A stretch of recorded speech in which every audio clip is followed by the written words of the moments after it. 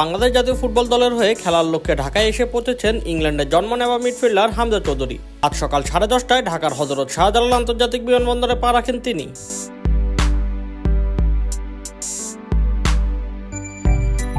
আসন্ন AFC Asian cup 2027 কোয়ালিফায়ার্সে অংশ নিতে সিঙ্গাপুরের বিপক্ষে গুরুত্বপূর্ণ ম্যাচে খেলবে বাংলাদেশ। এই ম্যাচটি অনুষ্ঠিত হবে আগামী 10 জুন। এছাড়াও 4 জুন ভুটানের বিপক্ষে ফিফা টায়ার 1 আন্তর্জাতিক প্রীতি ম্যাচ খেলবে লাল সবুজের প্রতিনিধিরা।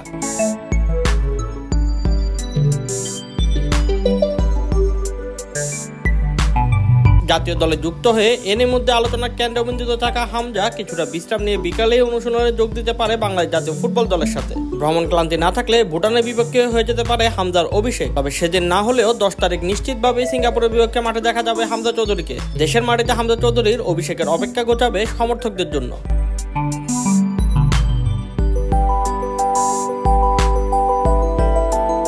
গত মার্চে বাংলাদেশ জাতীয় ফুটবল দলের জার্সিতে ভারতের মাটিতে অভিষেক হলেও দেশের মাঠে এখনো খেলা হয়নি ইংল্যান্ডে জন্ম নেওয়া মিডফিল্ডার হামজা চৌধুরীর। সেই অপেক্ষা এবার ঘুচতে যাচ্ছে। এছাড়া কানাডা প্রবাসী সমিত সোম এবং ইতালি প্রবাসী ফাহমিদুল ইসলামকেও দেখা যাবে বাংলাদেশের জার্সিতে।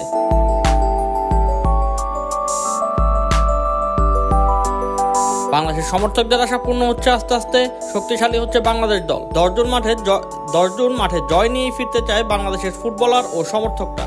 শোয়েব শামস, অফসাইড।